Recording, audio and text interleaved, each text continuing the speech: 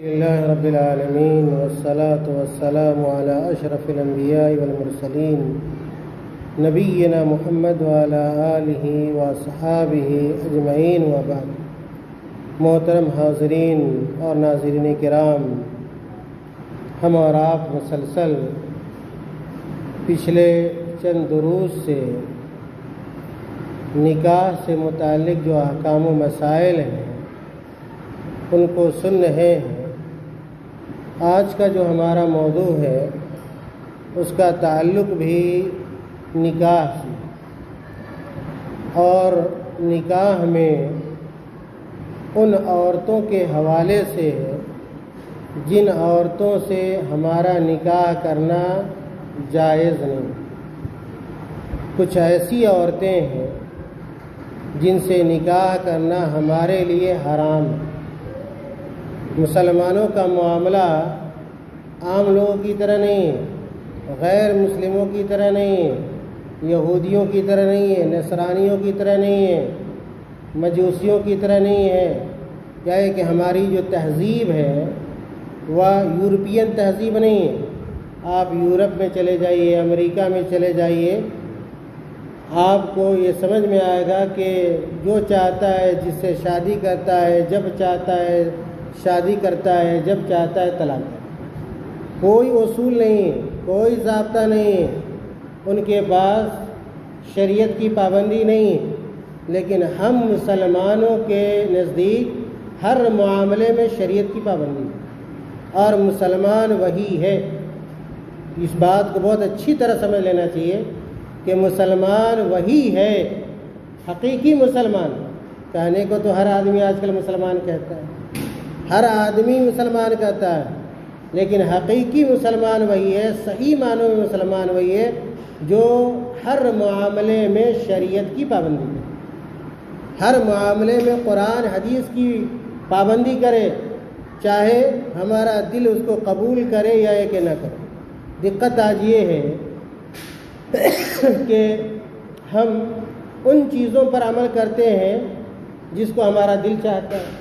اگر ہمارا دل نہیں چاہتا ہے تو ہم اس کو قبول کرنے کے لیے تیار نہیں ہوتے. مثال کے طور پہ ایک چھوٹی سی مثال دے رہا ہوں، اور وہ ابھی حالات کے مطابق ہے کہ جمعہ کے پلیٹ فارم سے، اس طرح کے درس کے پلیٹ فارم سے، اور انفرادی طور پر لوگوں سے مل کر، اجتماعی طور پر لوگوں سے مل کر یہ بات بتلائی جاتی ہے پیار سے، محبت سے اور اپناپن سے کہ 10 محرم کو عاشورہ میں جو کچھ ہو رہا ہے وہ سب شریعت کے خلاف ہے.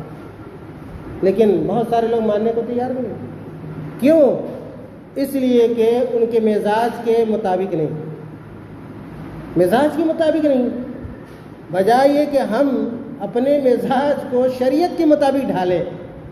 ہم اپنے مزاج کو کس کے مطابق ڈھالیں؟ شریعت کے مطابق ڈھالیں. آج ہم لوگ کیا کرنا چاہتے ہیں؟ شریعت کو اپنے مزاج کے مطابق ڈھالیں. یہ دقت ہے.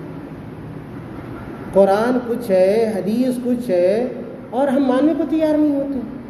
ہم کام وہ کرتے ہیں یا کر رہے ہیں جو ہماری طبیعت ہوتی ہے، جو ہماری مرضی ہوتی ہے، چاہے اسلام اس کی اجازت دے یا نہ دے.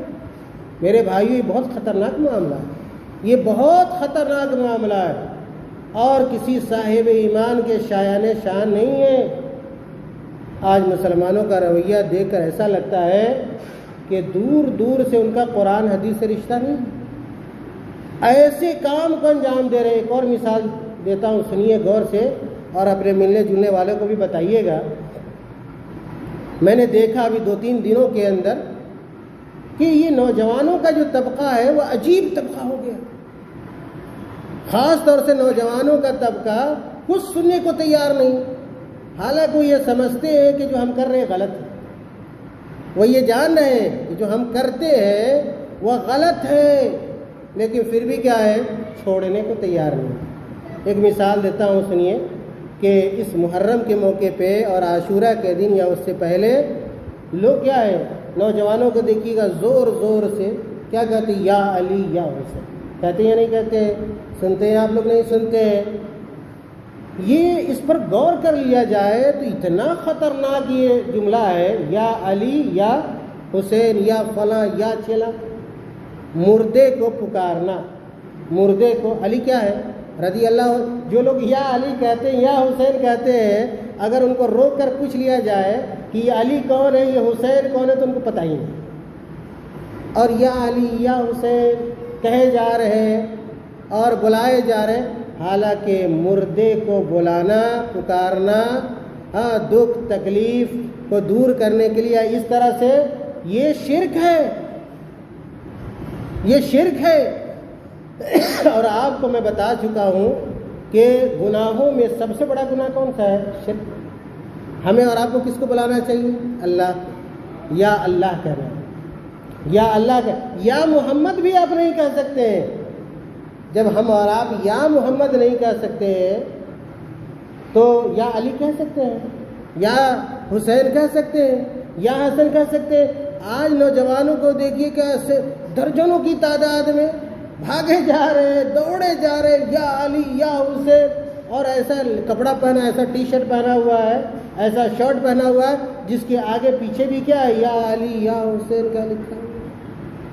دوسرے لوگ کرے تو چلو ایک بات بھی بنتی ہے، وہ لوگ کرتے ہیں جو اپنے ہیں، جو بہت اچھی طرح توحید کو جانتے ہیں، جو بہت اچھی طرح سنت کو جانتے ہیں، جو اپنے آپ کو اہل حدیث کہہ رہے ہیں، اور اس طرح کے اعمال کو انجام دے رہے۔ میرے بھائیوں یہ بہت ہی افسوسناک۔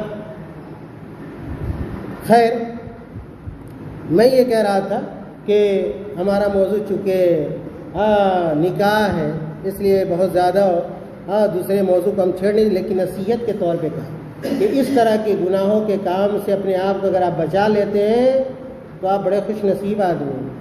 کبھی بھی غلط میں تعاون نہیں کرنا چاہیے، وہاں پہ جانا بھی نہیں چاہیے، کھڑے بھی نہیں ہونا چاہیے۔ اگر آپ کھڑے بھی رہ رہے ہیں تو گویا آپ سپورٹ کر رہے ہیں، آپ مدد کر رہے ہیں، اور اللہ تعالیٰ نے قرآن میں اس سے منع کیا ہے۔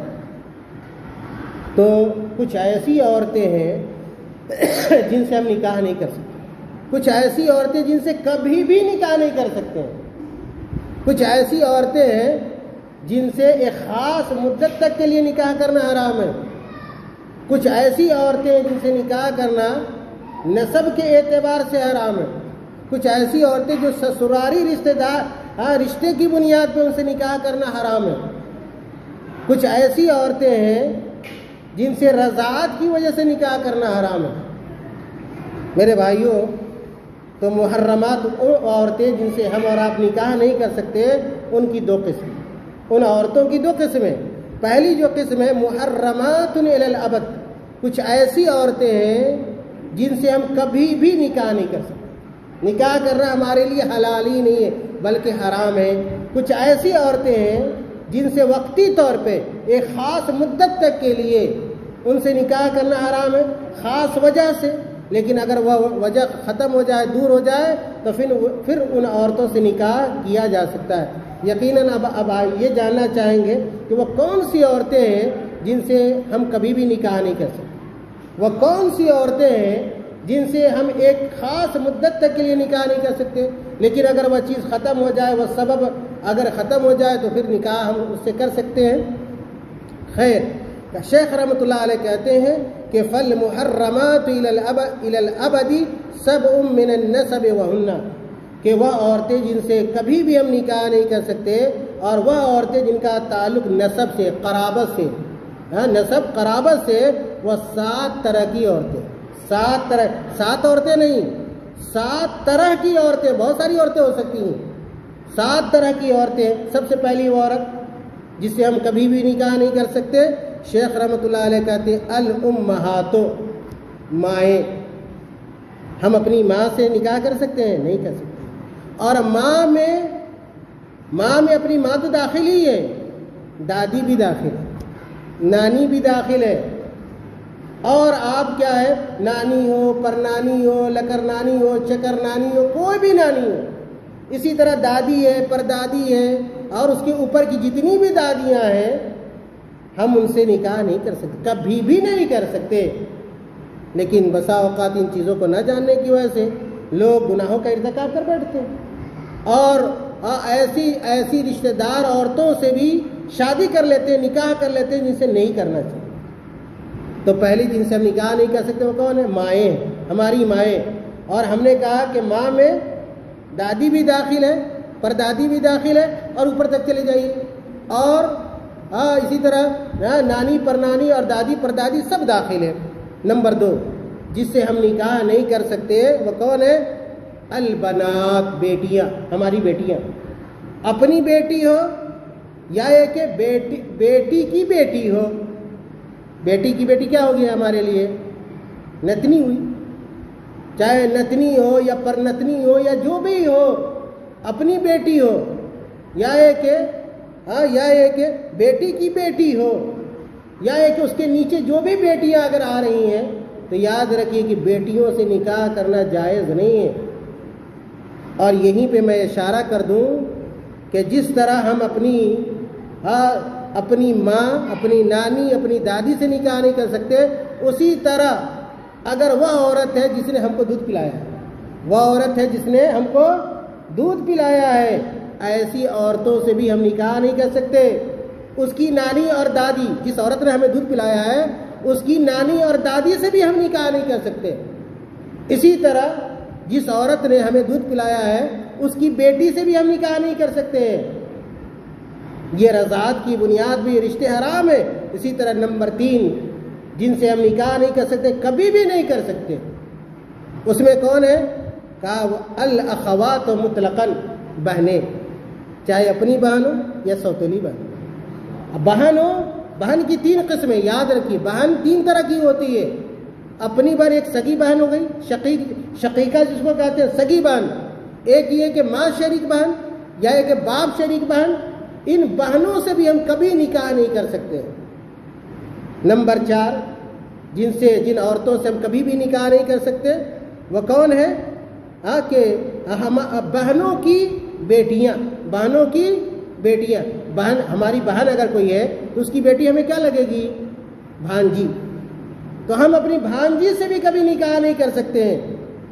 اور اسی طرح نمبر 5 جن عورتوں سے کبھی نکاح نہیں کر سکتے، کہا کہ وہ بنات الاخوہ، بھائیوں کی بیٹیاں، بھائیوں، چاہے وہ اپنے بھائی کی بیٹی ہو یا سوتیلے بھائی کی بیٹی ہو، اپنے بھائی کی بیٹیوں سے، یعنی بھائی کی بیٹی کیا ہوئی ہمارے لیے؟ بھتیجی، اپنی بھتیجی ہو یا سوتیلی بھتیجی ہو، ہم کبھی ان سے شادی نہیں کر سکتے۔ حرام ہے شادی کرنا۔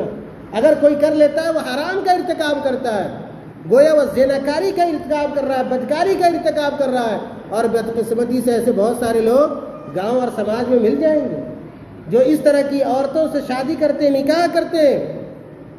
نمبر 6 جن سے ہم کبھی نکاح نہیں کر سکتے، شادی نہیں کر سکتے، وہ کون ہے؟ العمات، عربی میں العمات کہتے ہیں۔ العمات کس کو کہتے ہیں عربی میں؟ پھوپھیاں۔ ہماری جو پھوپھیاں ہیں، چاہے وہ ہماری پھوپھی ہو، باپ کی پھوپھی ہو، کوئی جو پھوپھی ہے اگر ہماری لگنے والی اور وہ اس کا تعلق نسب ہمارے نسب سے ہے، تو یاد رکھیے کہ ایسی پھوپھیوں سے ہم کبھی نکاح نہیں کر سکتے۔ اسی طرح ہم اپنی خالہ سے کبھی نکاح نہیں کر سکتے، ہمیشہ کلیئر ہے۔ ہماری خالہ ہے، چاہے ہماری خالہ ہو یا ہمارے باپ کی خالہ ہو، ہم کبھی بھی اس طرح کی پھوپھیوں سے نکاح نہیں کر سکتے، حرام ہے۔ تو یہ 7 طرح کی وہ عورتیں ہیں، یاد کر لیجئے، یہ 7 طرح کی وہ عورتیں ہیں جن سے نکاح کرنے کو ہمارے دین نے، ہماری شریعت نے حرام قرار دیا ہے۔ اور میں نے کہا جو 7 طرح کی جو عورتیں ہیں، اگر رضاعت کے اعتبار سے بھی یہ 7 کیا ہے؟ حرام ہے ہمارے لیے۔ اور اسی طرح 4 طرح کی وہ عورتیں ہیں جو سسراری رشتہ داری ہونے کی وجہ سے حرام، سسراری رشتہ داری کی وجہ سے بھی حرام ہے، ہم ان سے شادی نہیں کر سکتے۔ مثال کے طور پر سسراری اعتبار سے کون سی عورتیں جن سے ہم نکاح نہیں کر سکتے کبھی بھی؟ کہا کہ امہات الزوجات، امہات الزوجات، ہماری جو بیویاں ہیں ان کی مائیں، ہماری جو بیوی ہے اس کی ماں ہمارے لیے کیا لگی؟ ساس۔ ساس سے ہم کبھی بھی شادی نہیں کر سکتے۔ اسی طرح نمبر 2 جن سے ہم کبھی شادی نہیں کر سکتے وہ کون ہے؟ وہ بناتہن، کہ ساس کی جو بیٹیاں ہیں، اگر اس کی ایک بیٹی سے ہم نے شادی کر لی ہے تو دوسری بیٹی سے شادی کر سکتے ہیں؟ نہیں کر سکتے۔ دو سگی بہنوں کو یاد رکھ لیجئے بہت اچھی طرح، دو سگی بہنوں سے بیک وقت، دو سگی بہنوں سے بیک وقت ہمارا نکاح کرنا حرام ہے۔ جیسے کوئی آدمی اپنی سالی سے شادی کر لے، بیوی زندہ ہے اور اس کی سالی سے بھی شادی کر لے، ایسا لوگ کرتے ہیں کہ نہیں کرتے؟ بہت سارے لوگ کرتے ہیں، ان کو پتہ نہیں کہ حرام ہے اور کر لیتے ہیں۔ تو یاد رکھیے کہ اگر بیوی زندہ ہے تو اس کی بہن یعنی اپنی سالی سے شادی حرام ہے، حلال نہیں ہے۔ اسی طرح نمبر 3 سسرالی رشتہ داروں میں سے جن سے ہم شادی نہیں کر سکتے، وَزَوْجَاتُ الْآبَاء، باپ دادا کی بیویاں، باپ دادا کی بیویاں، ان سے ہم کبھی شادی نہیں کر سکتے، چاہے باپ کی بیویاں ہوں، دادا کی بیویاں ہوں، پردادا کی بیویاں ہوں، ان سے ہم کبھی بھی نکاح نہیں کر سکتے۔ اور نمبر 4 جن سے ہم کبھی شادی نہیں کر سکتے، وَزَوْجَاتُ الْأَبْنَاء، اپنے بیٹوں کی بیویوں سے، اپنے بیٹوں کی بیویوں سے۔ کیا مطلب؟ ہمارا بیٹا ہے، اس کی بیوی ہمارے لیے کیا لگی؟ بہو لگی نا۔ ہم اپنی بہوؤں سے کبھی شادی نہیں کر سکتے، حرام ہے میرے بھائیوں۔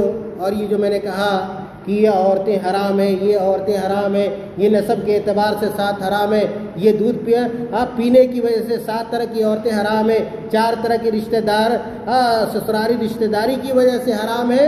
اس کی کیا دلیل ہے؟ اس کی دلیل قرآن میں ہے۔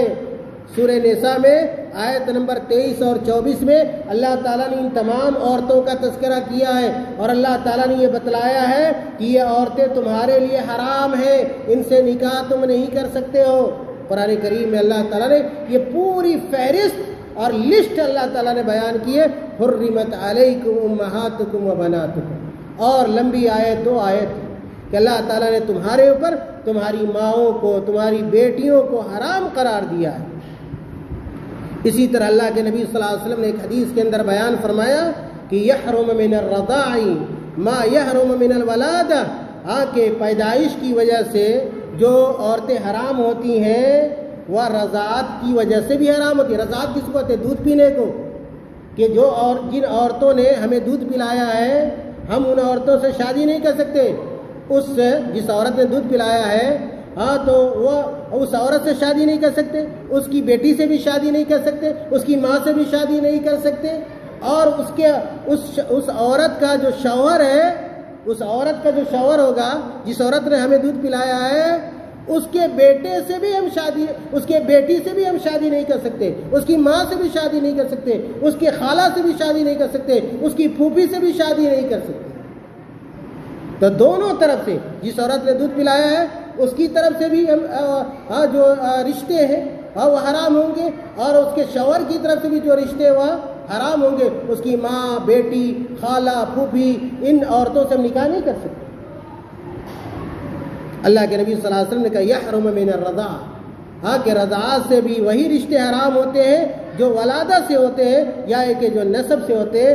یہ صحیح بخاری اور صحیح مسلم کی روایت ہے۔ اسی طرح جن عورتوں سے ہم کبھی شادی نہیں کر سکتے، حدیث میں بات آئی ہے، اللہ کے نبی صلی اللہ علیہ وسلم نے کہا لا یجمع بین المرأة وعمتها، کہ اگر ہماری بیوی ہے اور اس بیوی کی پھوپھی، ہماری بیوی اور اس بیوی کی اگر پھوپھی ہے، تو جب تک یہ بیوی ہمارے پاس ہے اس کی پھوپھی سے ہم شادی نہیں کر سکتے۔ اپنی بیوی کی پھوپھی سے یا اپنی بیوی کی خالہ سے ہم کبھی نکاح نہیں کر سکتے، یہ حرام ہے نکاح کرنا۔ اللہ کے نبی صلی اللہ علیہ وسلم، اللہ تعالیٰ نے قرآن میں کہا وَأَن تَجْمَعُوا بَيْنَ الْأُخْتَيْنِ، اس کی طرف میں نے اشارہ کیا کہ 2 سگی بہنوں سے بیک وقت ہم اور آپ نکاح نہیں کر سکتے۔ اسی طرح آخری نقطہ یہ ہے کہ وَلَا يَجُوزُ لِلْحُرِّ أَن يَجْمَعَ بَيْنَ أَكْثَرٍ مِنْ 40، کہ اگر کوئی آزاد آدمی ہے تو بیک وقت کتنی شادی کر سکتا ہے؟ 4۔ جیسے ہم اور آپ ہیں، آزاد ہیں، پرانے زمانے میں غلام ہوا کرتے تھے، ہم اور آپ آزاد ہیں، تو آزاد آدمی بیک وقت چاہے تو کتنی شادی کر سکتا ہے؟ 4 کر سکتا ہے۔ اگر 4 کر لیا پھر 2 مر گئی تو مزید 2 کر سکتا ہے، اور اس طرح 10 بھی ہو سکتی، کوئی حرج کی بات کیا نہیں، لیکن بیک وقت کتنی بیویاں رکھ سکتا ہے؟ 4، اس سے زیادہ نہیں رکھ سکتا ہے۔ کہا والا للعبد ان یجمع بین اکثر من زوجتین، لیکن اگر کوئی غلام ہے تو غلام بیک وقت صرف 2 شادی کر سکتا ہے، 2 بیوی رکھ سکتا ہے، 4 نہیں رکھ سکتا ہے۔ لیکن اگر کوئی کیا ہے بادی ہے، بادی ہے، تو بادی کو آدمی جتنی چاہے بادی کیا ہے رکھ سکتا ہے، کوئی حرج کی بات کیا ہے نہیں ہے۔ اللہ تعالی ہم تمام لوگوں کو ان باتوں کو سمجھنے اور اس کے مطابق عمل کرنے اور اپنی شادی اور بیاہ سنت کے مطابق کرنے کی توفیق عطا فرمائے۔ اللہ تعالی ہم تمام لوگوں کو حلال کو حلال سمجھنے، حرام کو حرام سمجھنے، اور رشتے اور ناطے کی جو نزاکتیں ہیں ان نزاکتوں کو ہمیں جاننے اور برتنے کی توفیق عطا فرمائے۔ آمین۔ وآخر دعوانا الحمد للہ رب العالمین۔ والسلام علیکم ورحمۃ اللہ وبرکاتہ۔